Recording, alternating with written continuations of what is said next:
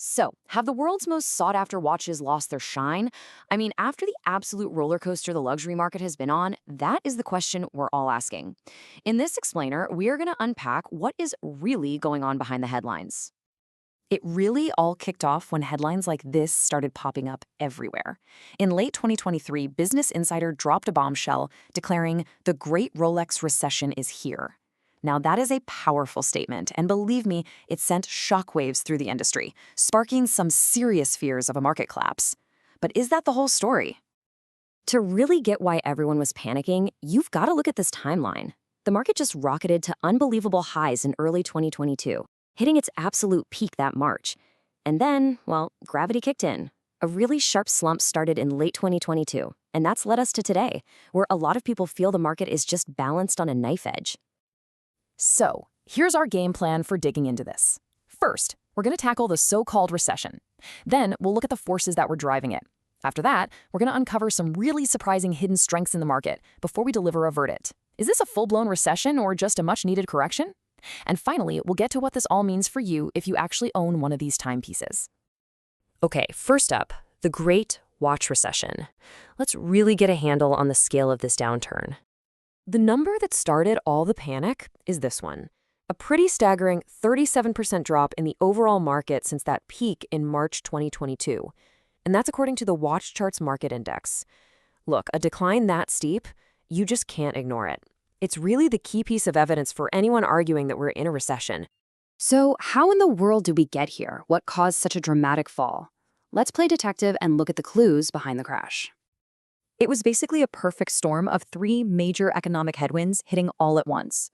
First, you've got central banks hiking interest rates, which tightened up credit and squeezed demand for luxury stuff.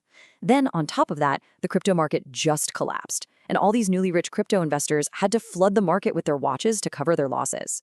And really, the whole thing was built on this massive bubble, fueled by COVID supply issues and all that stimulus cash sloshing around. And you absolutely cannot talk about this without mentioning the China factor. I mean, when you put mainland China and Hong Kong together, it is the biggest market for Swiss watches in the world, period. But its economic recovery has been, well, sluggish, to say the least. And that has put a major drag on global demand. Okay, so the story seems pretty bleak, right?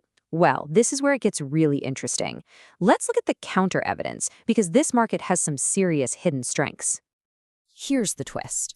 While prices were falling and everyone was panicking, some of the biggest and smartest names in sports and finance were doing the exact opposite. They were doubling down.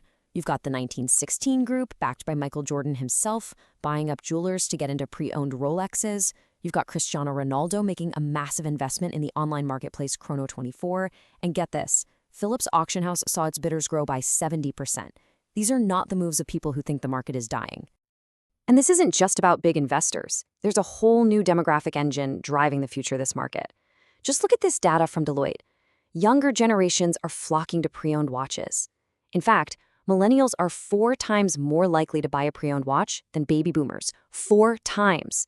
It's because they love the history, the authenticity, and yeah, the sustainability of these incredible pieces. Okay, let's get back to the hard data for the big 3. Rolex, AP, and Patek. There's no sugarcoating it. Since that 2022 peak, prices have dropped a lot.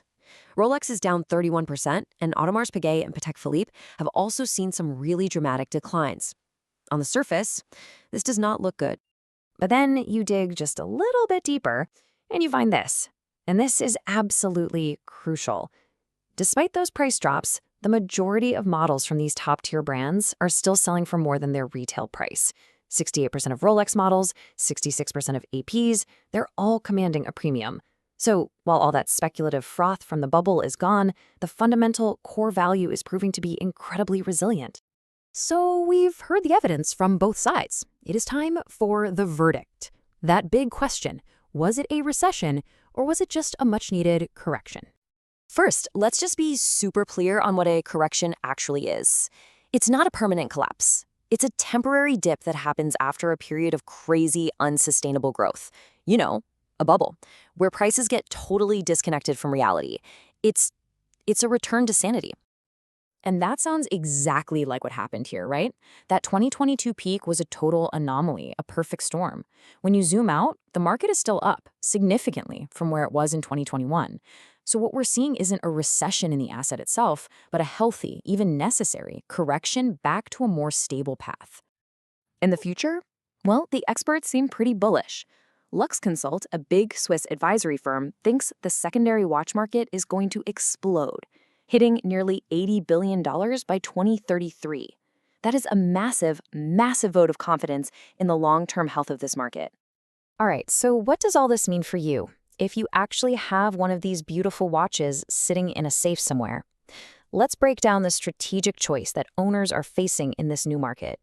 If an owner needs to get some cash, the sources we looked at point to two main paths. The first is pretty straightforward.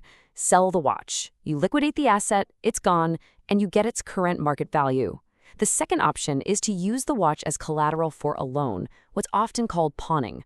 This gets you cash right away and you keep ownership, but of course, there are interest costs and risks involved. Now, proponents of that second strategy, getting a collateral loan, they make a pretty compelling case. David Sonnenthal, an expert in this field, puts it this way. History tells us that luxury watches will hold or increase in value. Pawning your watch means that you can still ride the wave of appreciating value. Really, it's a strategy that bets on that long-term strength that all the evidence seems to be pointing to. So this all leaves us with one final and maybe bigger question. After the bubble, the crash, and now this return to stability, what really is a luxury watch today? Is it just a financial asset, an investment? Is it a status symbol? Or is it something more? A tangible piece of craftsmanship and history that holds a value far beyond whatever its market price is on a given day. Something to think about.